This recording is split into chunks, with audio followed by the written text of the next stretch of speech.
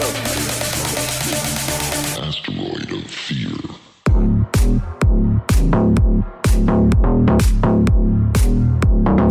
Hey everyone, welcome to another episode of the Men of the House podcast.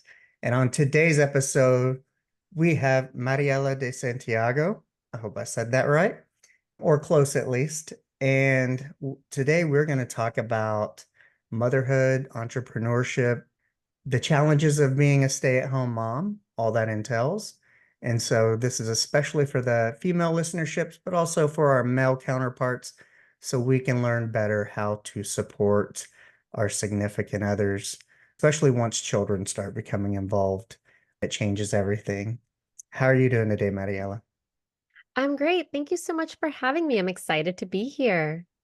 Awesome. I'm excited to have you. As I was stating before I hit the record button, my wife's best friend is the mother of two little ones, and they are like 2 and 3, very, very close together, and a handful.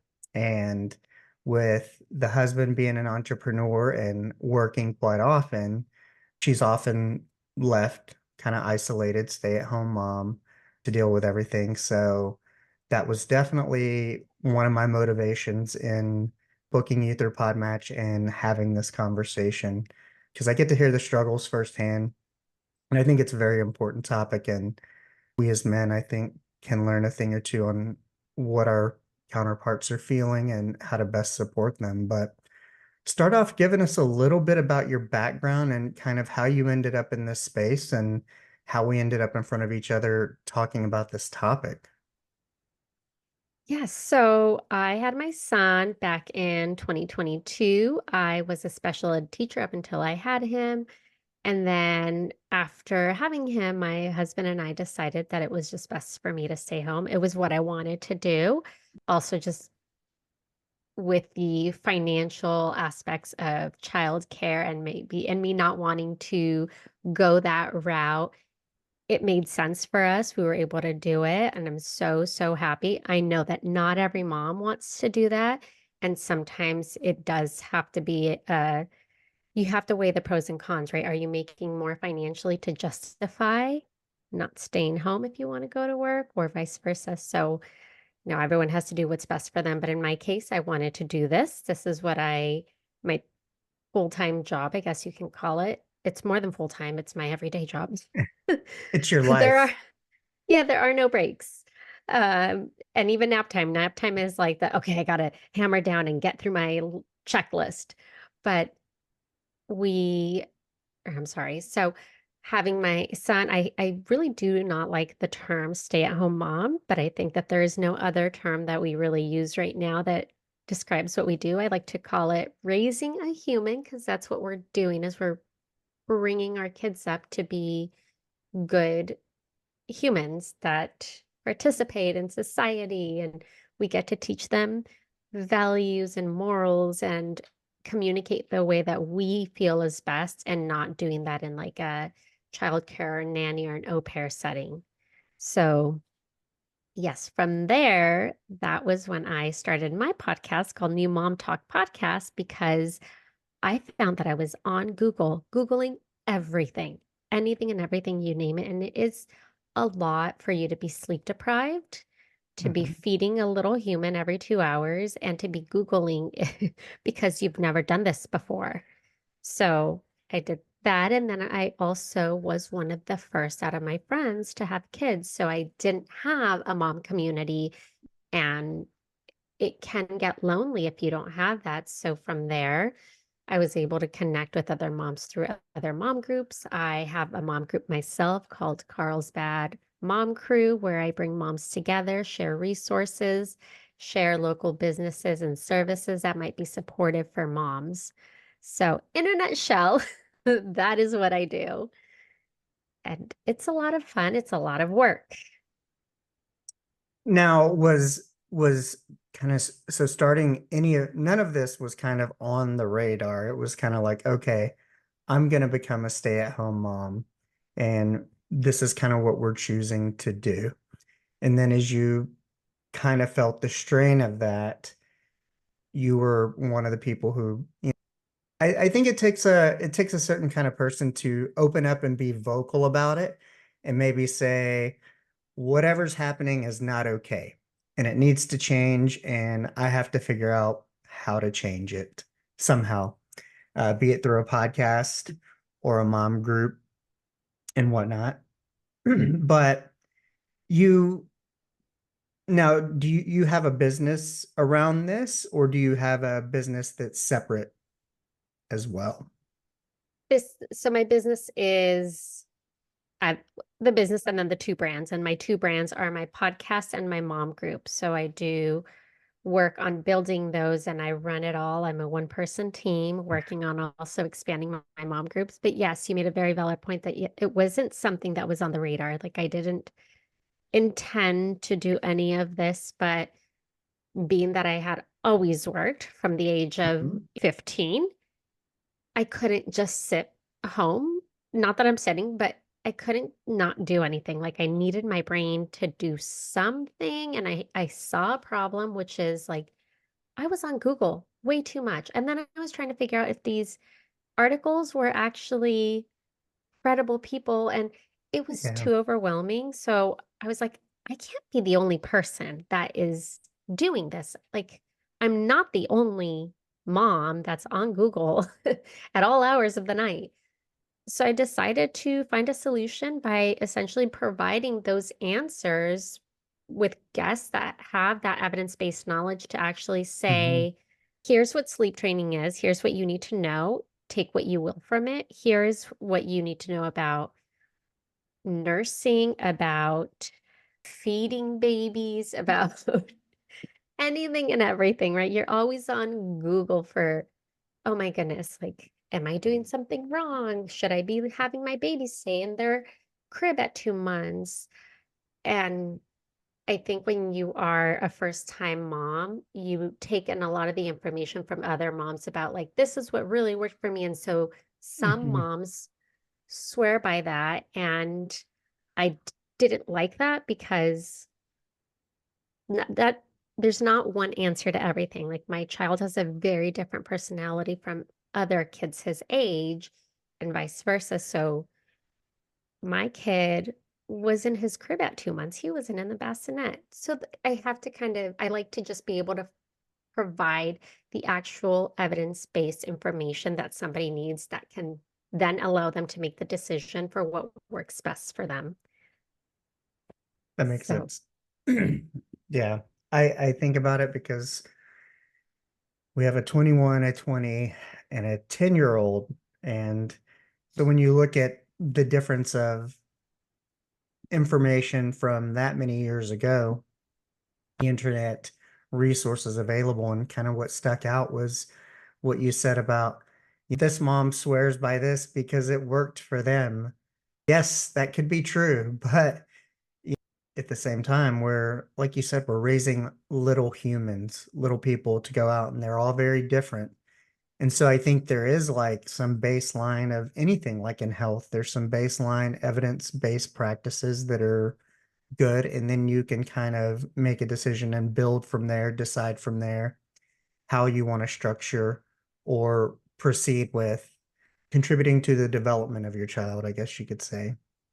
But coming from your background as a teacher and going into a first time mom situation, what were some of the, let's say, discrepancies, or kind of where was the information gap wide apart of maybe what you thought about motherhood and children because you had a career that kind of involved children, to when you left that behind and actually having your own child? How was that different, and what is something that you learned? I'll start off with saying when I heard stay-at-home mom, I always thought, oh my goodness, that is the dream job. Like stay-at-home moms must have it so easy. Their house is spotless. They can cook whenever they want. Like they are able to work out whenever they want. No, no, it's actually the opposite because you can't just like leave your child, right? And I guess I didn't realize that until I became a mom. Like you can't just like leave your, not that you're leaving your child unattended, but like they can't play independently for 2 hours. They Right. need a lot of stimulation and they need you to interact with them. You're also just talking to them is teaching them how to verbalize, and they're learning all the time. So my house is never clean. There's always a pile of laundry. And I'm lucky if I can get a home cooked meal. So most of the time, I do things that will save me time, like pre-cut veggies. So it was Mm-hmm. the complete opposite of what I pictured stay-at-home moms' lives to be. And it is much harder. So I do feel like maybe I didn't give moms quite the credit that they deserved. There was another with even though I taught more of the middle school and the high school, I did see that sometimes parents had a big gap with their communication. Like, no, they weren't always on the same page. So if I called Mm-hmm. one parent, the other parent didn't know, and I get it. They're all so busy. So one thing that I try to do is my husband and I always are on the same page. We talk about like what our goals are with our son, why we choose to do certain things with him and not certain things. Like, for example, certain phrases. We do not like the phrase, "Oh, you're okay." So if he falls and he's crying, we never say, "Oh, you're fine. Oh, stop crying. You're okay." Right. Because we want to validate his feelings. And if he's crying, like clearly he's not okay. And maybe all he needs is a hug. So that was one thing that I did notice, and that I think I brought a lot of like these things that I saw in teaching with communicating with parents and really wanted to not have that. Other things, I mean, it is a little bit difficult because again, I taught older kids, but from my experience, whenever I like did babysit, because I babysat all through college and my master's degree, and when I was first teaching, that homes were always messy, and I was so shocked because why didn't you just have your kids put the toys away? Well, because Yeah. maybe your kid is having a tantrum and really what they need is a nap. And I just didn't know that because I wasn't a parent, right? And so it is a lot of like learning. I love to listen to parenting books that is providing the new evidence, the new data, the new information. Because one thing that I don't like is whenever you hear older generations say, well, I did this and my kids turned out fine, or my parents did this and I turned out fine. Yeah. And it's like, that's great. Mm. I'm Did glad that you you turned though? out. Yeah, exactly. Whose standards are we using? Right. But it's more of like, well, just because you turned out fine, maybe like there's still trauma that maybe you haven't like uncovered. And I don't want to do it that way because it's not really proven to work. Like, I don't want to we don't spank kids anymore. Well, it's because it clearly didn't work. All we're doing is instilling fear of if you do this, then you're going to get physically hurt. You're not actually teaching a skill of Right. like why they shouldn't do that. And why? Yeah. So things that we do I learned this from teaching, is giving options. So not saying you're going to do XYZ because I told you so. I also hate that phrase, because I told you so. Mhm. We give options. So my son is 2, but we always give the option so that the outcome is what we want. For example, with picking up the toys, do you want to pick up the toys by yourself, or do you want me to help you pick up your toys? He's got a little control there, right? It's not very Mhm. much, but he's going to pick one of the two, and he does. Or with like potty training, that one is a struggle. So right now we have a timer, and then the options are, do you want to run to the potty, or do you want me to pick you up and take you to the potty? Again, not a fun thing that he has to learn, but Right. he's got the control of determining how he's going to get there. And I think that's a big benefit, and something that I think was like the biggest takeaway with my background. Yeah. Man, should have started this 10 years ago, maybe 20 years ago. Have this information, but It probably wasn't there. Like I with all know. this stuff it changes all the time. Like we Even like, evolve. We yeah, evolve. I guess you learn, what is it, probably 10 years down the road, you can learn like what the burn pits in Afghanistan were harmful and are now causing cancer. And I'm sure it's the same with parenting techniques and styles, is that the way the boomers did it and everybody else in between, it's slowly evolving. Technology wasn't where it is. And kind of like you said, the spanking thing. And I even think one of my approaches is, some people are like, well, there's always this excuse of they're a child, treat them like a child. Yes, yes, I agree. I know there's developmental things that they can or can't understand, but at the same time too, you got to remember that they're little people.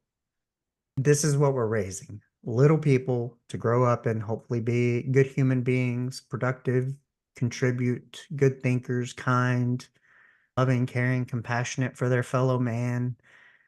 And so there's always, of course, I think that discrepancy of, when do you start being truthful with your child versus maybe pulling the wool over their eyes or not telling them the full truth about something. There's benefits and there's comprehension at certain ages, I'm sure, but there's at some point you have to learn, every parent's going to have to go through that and face, hey, at what point are you honest with your children? And of course, as time goes on and we learn more about the brain and parenting and whatnot and what's good for people and mental health and what we're trying to accomplish here, I think the better we can do. yeah, and there's a lot, right? There's always, you're hoping that whatever you're doing, you're just teaching them to be good humans, that they are grow up to be confident, that they can verbalize for themselves, speak for themselves, and also be just kind individuals that can stand up for others that can't stand up for themselves, Yeah. right? And like be Mhm. able to see differences and be accepting of those differences. How you mentioned you and your husband kind of staying on the same page and what you want for outcomes with your child. How, I mean, of course it takes a willing participant. How has he been in terms of reception and kind of, what are some of the things maybe you guys discuss if he's the one that's kind of away every day, and how does he come in and kind of help support when you need some time alone and maybe he comes home and you've been at it all day? Yeah, so we have the benefit is that my husband works from home. So Oh. his commute is usually to pick up our son because Hmm. when he wakes up, our son wants him. So that is a big, big benefit is that my son always gets to see my husband, even if it's just walking by. Right. Um, so most of the time, if my husband is taking a break, he can come and interact with us and see what we're doing and why we're doing a certain thing. Because I like to listen to a lot of parenting books, I usually go over them with my husband and I explain like the reasoning of why they suggest doing certain things. Like one of my favorite books is Good Inside by Dr. Becky, and she talks, it's better for kids that are a little bit more in like grade school, but just talking about like validating feelings. So when a Hmm. child cries, not to like shut it off or ignore it, but to really validate and to speak to them at their level so that you can also start to build that trusting relationship. Because I think naturally, the way we grew up, we would cry or something was frustrating us, and our parents would get frustrated, and it was just like, you were grounded or go to your room, or right, the response was not what you I'll give you needed, a which, reason to cry. yes. And Terrible.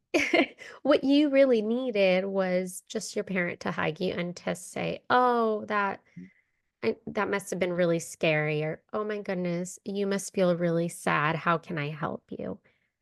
Or like, even let's say you break, I don't know, a lamp that is really meaningful. And then rather than being yelled at, they just need to kind of like sit with their feelings. And then later on, when they come to, you can talk to them about, like, oh, well, maybe we shouldn't be playing by these areas that are have breakable items, right? Like having to being able to find a solution later on when they're Hmm. mentally capable. It's kind of like us, like when we're frustrated and we're arguing with somebody else, like how do you feel when somebody tells you to calm down?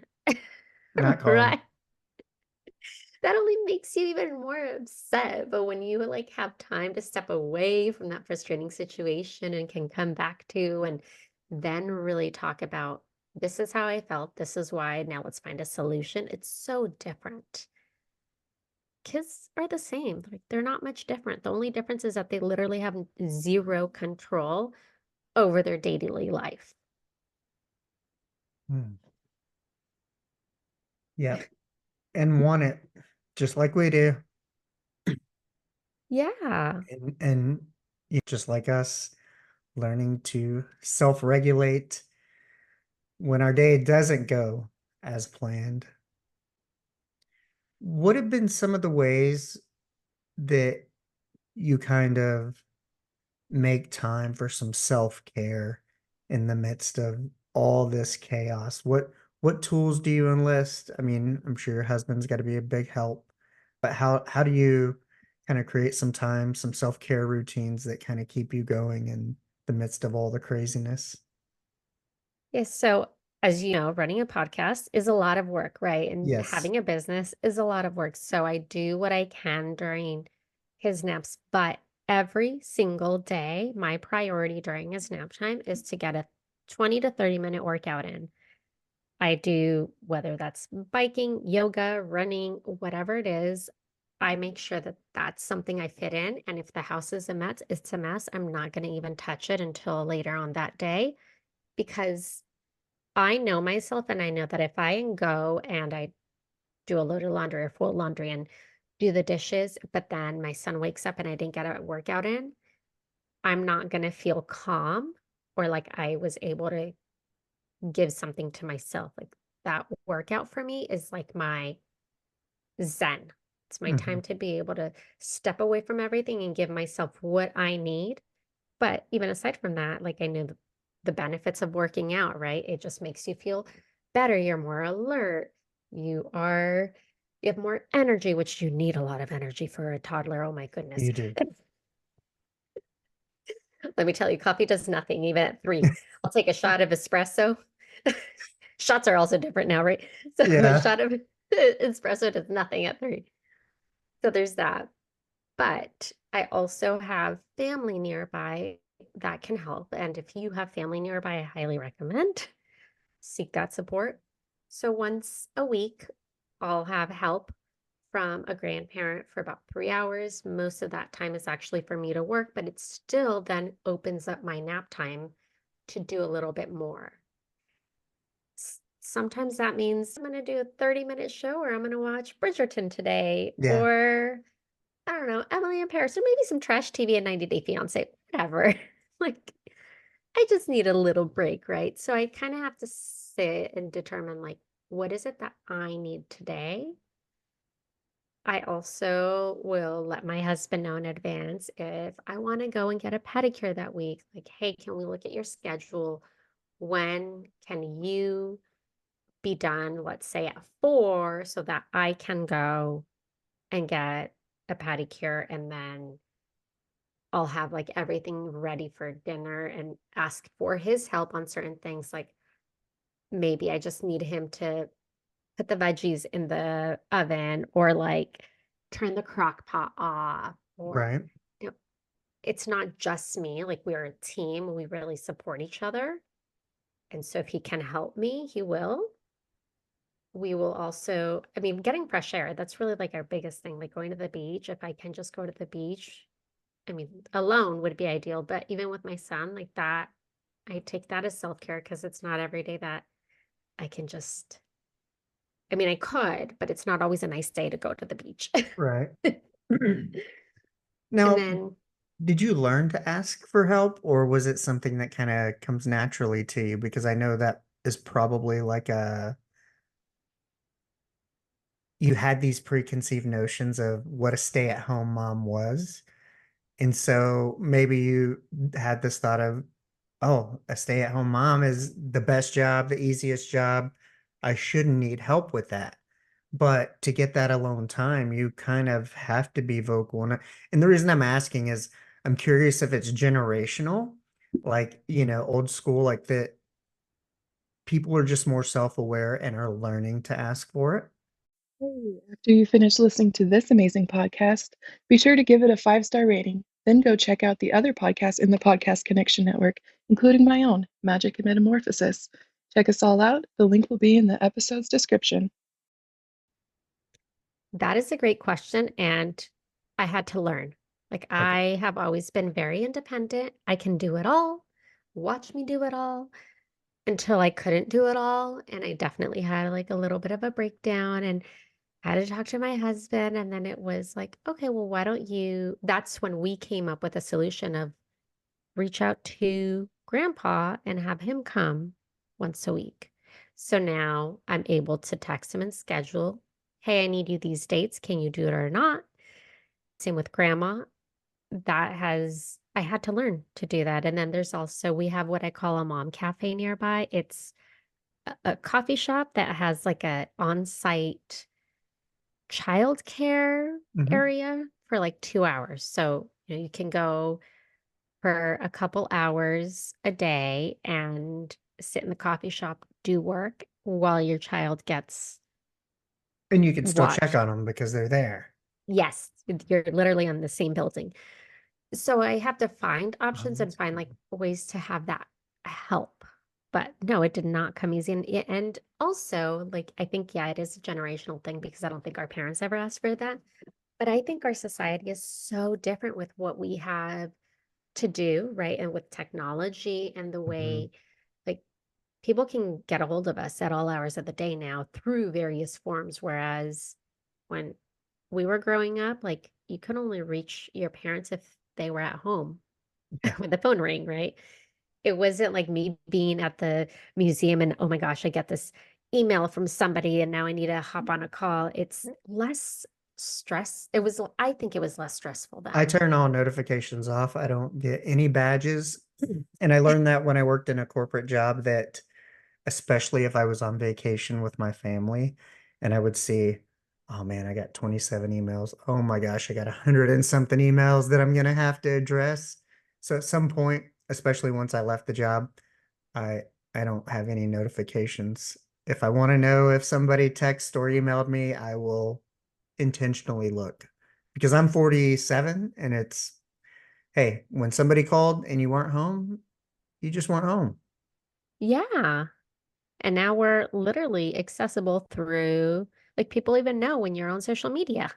So Yeah, but then it's like an expectation of like you have to be available to me because well, because you have a phone, I expect this availability. Mhm. And especially with the podcast, as I've gotten deeper into it and a way you promote it, considering it an entrepreneurial adventure, I've definitely set up more structured hours of time that I will work because my daughter's out of school and I want to take her to the pool during the daytime and stuff like that. So I might do early morning interviews, late interviews. It just kind of depends, but I've definitely been more conscious and gotten better about even just leaving the phone in the office and going and watching the challenge or survivor with my wife. Do something for an hour and be there and be present. And I feel like I want to do it even more, set stronger boundaries, but I'm kind of easing into it. But I think it's one of those things that we all definitely have to learn. And especially, like I said, with it being summer and my daughter, I want to make sure I'm present when I do have those hours with her because she's 10, so she kind of does her own thing and plays with her friends and stuff online. But then there's times that, hey, like yesterday, to be able to go to Starbucks, take her to Michael's for beads and crafts and stuff like that, and just be present and spend that time. You have to soak that in, right? Because pretty soon she's going to be a teenager and like, Dad, I need you to drop me off at the end of the parking lot because I don't want my friends to see I you, know, right? I know. Like, you have to like really be able to, yeah, be present because how much longer? And she's only with home for the summer. Like, Yeah. school's going to start back up. Well, So and I think that, interestingly enough, I'm kind of the stay-at-home dad. So I podcast and Uber Eats used to do so more. Kind of when I left corporate, my wife's the one who goes to a job and actually has to be in physical places.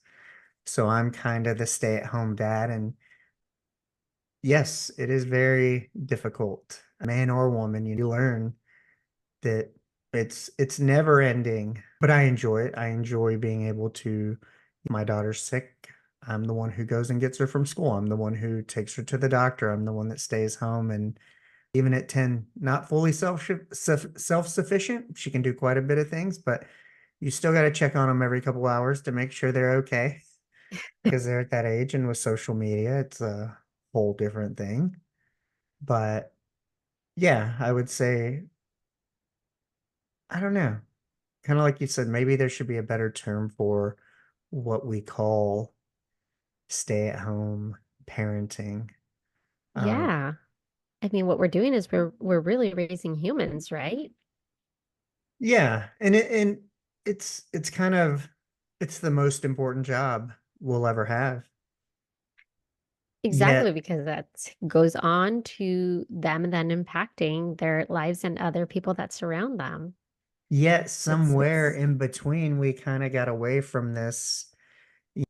I think there's nothing wrong with it. Like I think the women's movement and women wanting more independence and being CEOs, I think that was great.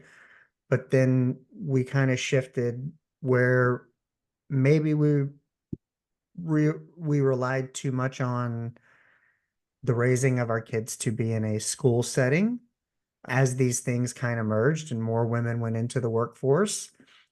And I think maybe now we're starting to see that it can be either way and be balanced. But then also, I think the pandemic bringing a lot of remote jobs and whatnot opened up a lot of entrepreneurs to be able to stay at home and work from home and kind of cut down that commute.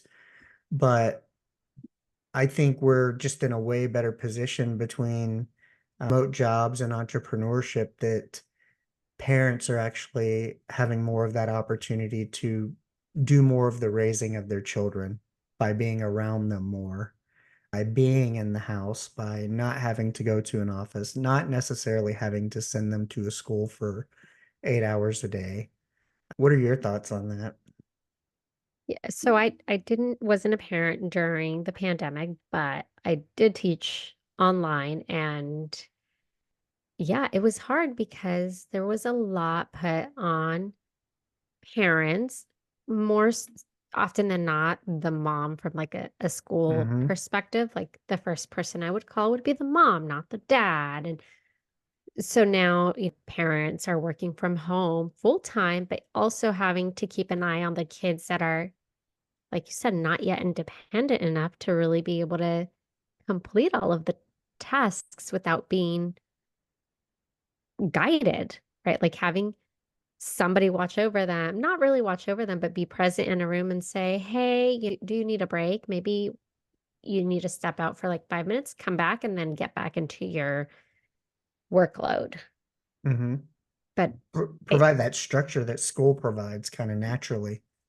yeah. And so, I mean, I see more often than not lots of moms that are full-time working moms, full-time work from home moms that are also the full-time stay-at-home parent. Mm. So they're doing two jobs. So in a way, like there's benefits to that, right? You don't have to pay for childcare, but then is your child getting the attention and all of that stimulation that they need? Like, are you able to provide 100% to both? Maybe some parents are able to figure it out if it's not like I need to be on the computer from 9 to 5. I can work whatever hours. Mm-hmm. So it definitely depends on the job itself, the parent. But yeah, it's kind of interesting on like what COVID did, right? Like it, I think it opened a lot more opportunities and more flexibility. But I think at the same time, it probably put a lot more pressure on parents that they just didn't have prior. Yeah. Well, because like you said, I think I think where the struggle and things can kind of come to a head was that we have a couple of ideas that kind of got mixed together in this bowl of like, you know, women back in the workforce and that independence, and then kind of the stay-at-home mom that is really a full-time, more than full-time job within itself. And now you have both of those things coming together where maybe the job should be just a stay-at-home full-time parent and not try to do both, or do one part-time and maybe Hmm. full-time. But I think kind of like you said, the pandemic, it opened up some opportunity, but I think it also opened up this time to redefine what we want in a family unit, what we want as a family structure, and kind of allowing people to do what works for them. Because I've interviewed some guys on like men's groups and the women's movement and kind of how men are left behind because women came together and did all this stuff for their well-being and to be able to have the equality and be CEOs and be the breadwinners.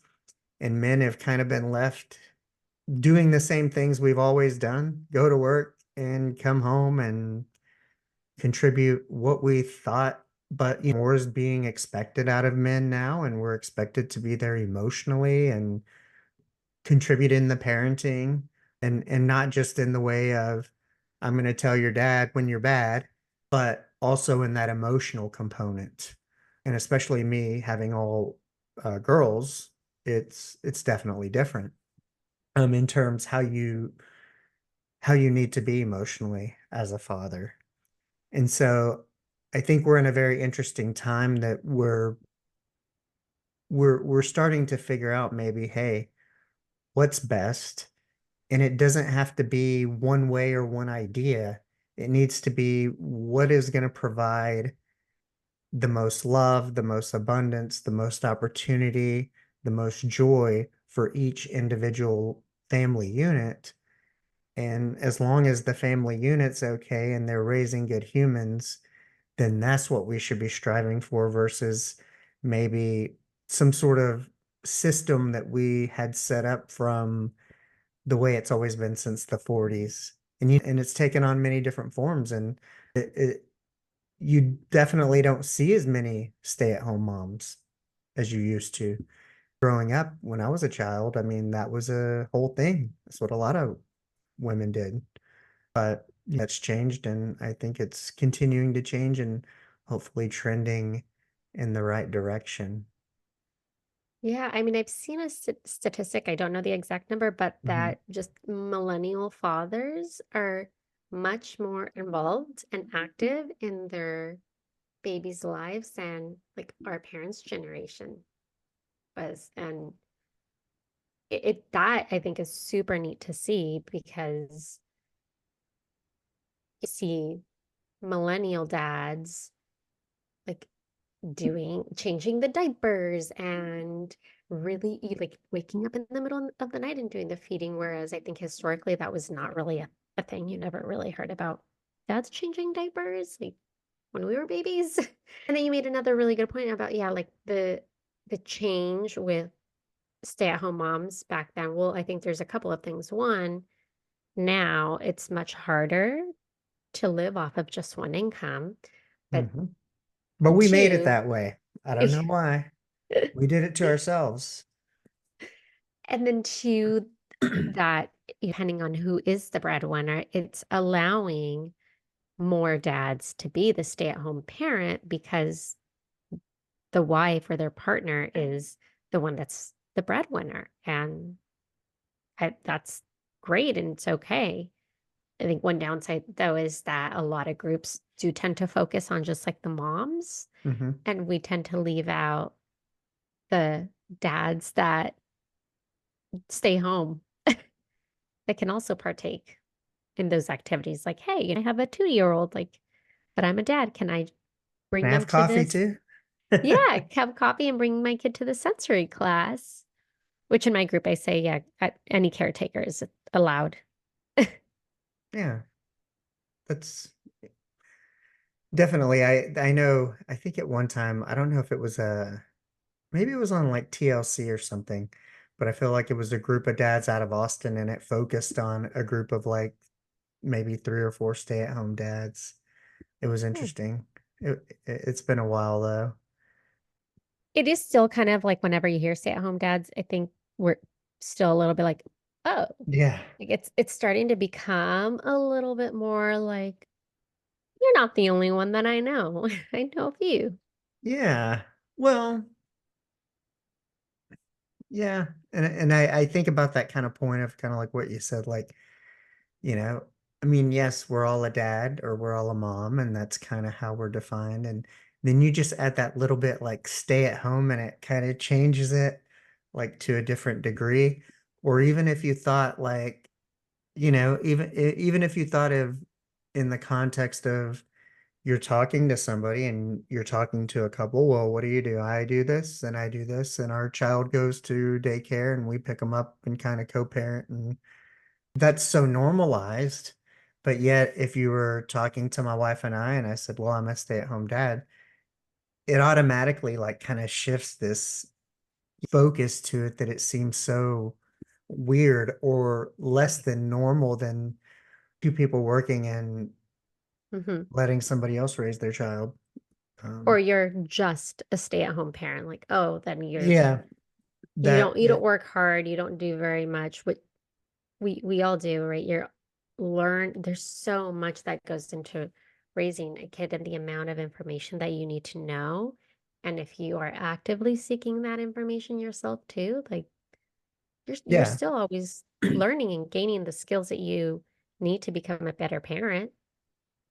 Well, not only that though, and typically if you're the stay-at-home person, then you're you're usually doing something to propel the family along to whether it's laundry for your spouse who goes to work or cooking dinner or this, that, and the other. Yeah. There's so many other things that, kind of like you said, that you would think, how could it not all get done? But there's just sometimes so much to Hmm. do. Um, and kind of like you said too, you have to make time for yourself. Yeah, Um, and then just even with that point, like when it comes to doing laundry, you might actively be looking for like what is the best laundry for my child who has sensitive skin? How can I like lower my footprint and use sustainable items in the home? There's a lot, and it takes a lot of searching on the internet to learn about those and the different products out there, right? So it's still not just oh, you're just spraying, I don't know, Windex on the windows. Like might no longer use Windex. Yeah, there's a whole host of challenges, and especially if you ever have a sick child, that then, it's been my daughter, she hates to take medicine. It's just even though medicine is going to make you feel better, there's this aversion to taking it. And whether it's used to, we could sneak it into a juice pack. Used to, we could do certain things. But now she's old enough and she'll know. And so getting that to happen and deploying techniques, kind of like you said, giving them options to where they feel like they're in control, Hmm. I think has been the key. But yeah, and of course, the lessons and the challenges just continue as they evolve through different ages. Seems like it's always something. Oh yeah. But what, where can people find you? I know you mentioned the podcast. Yeah, so my website is newmomtalk.com. Mhm. It's also the name of my podcast. On there you can find my Instagram, which is at newmomtalk.podcast. If you are in the San Diego area, you can find my mom group at Carlsbad Mom Crew. And that's just on Instagram, but I do have all my events on my website. So, yes, please follow, listen, support. You can find my podcast on any platform, any of the podcast platforms. And yeah, it's my goal is to provide resources, information in little snippets, like 20, 25 minutes Mhm. long, for every parent to have a takeaway. Most of my topics are going to be geared towards the mom or the birthing parent, the one that is nursing, so or that is recovering in that postpartum stage, but not everything. So I do get into other topics like tantrums, potty training, all of the fun things that go with raising a little human. Now, one thing I like to ask before we hop off is I like to ask everyone, maybe it's kind of neat, but what is one thing unexpected that's happened as a result of this journey of starting the podcast, the mom group, kind of where you were to where you are now? What's been one thing that never would have happened had you not started this that's just kind of blown you away that you're grateful for? I think it's being so passionate about that postpartum stage and the preparation because prior to having my son, I didn't get the whole thing or like the preparation, or I honestly didn't even know what to expect.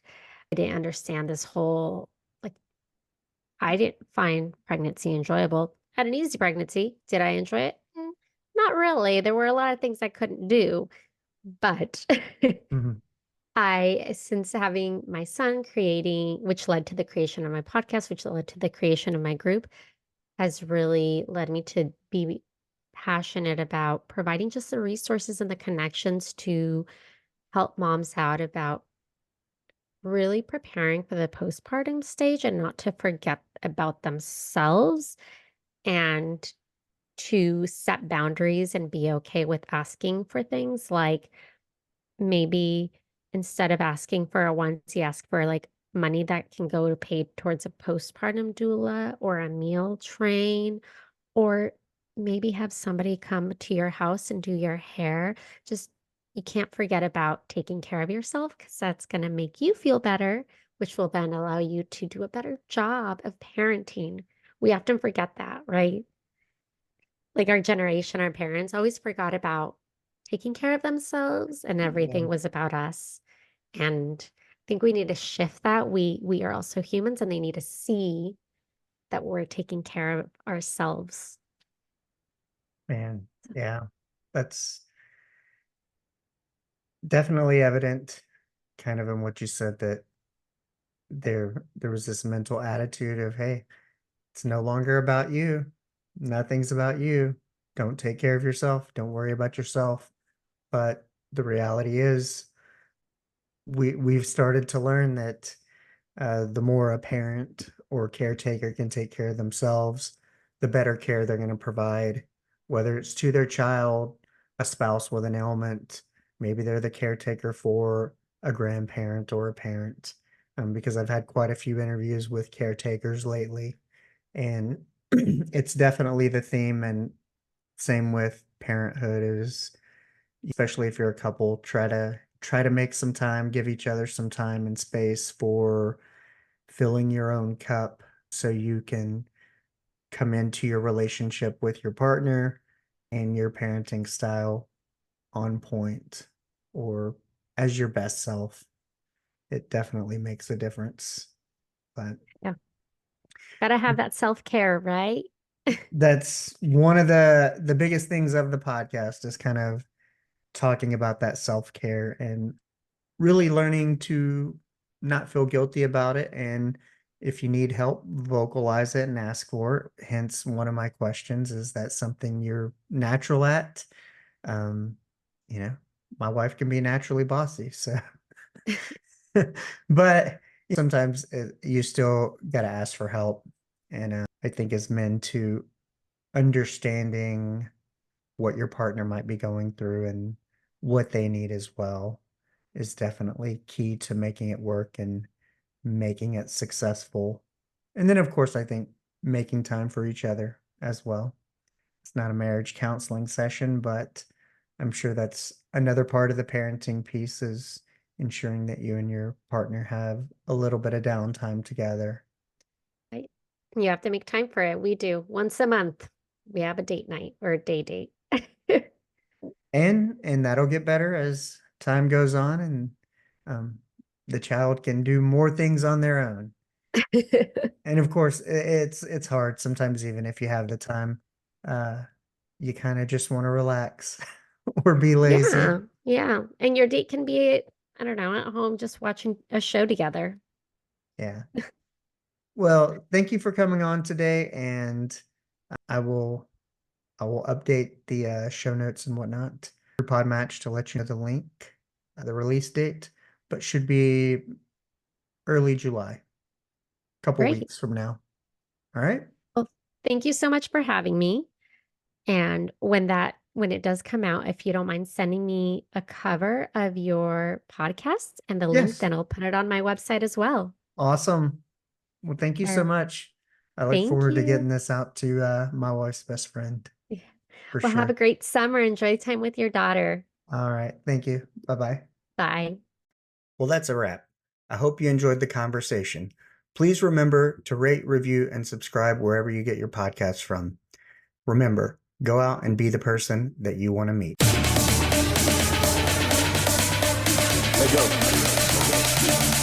Asteroid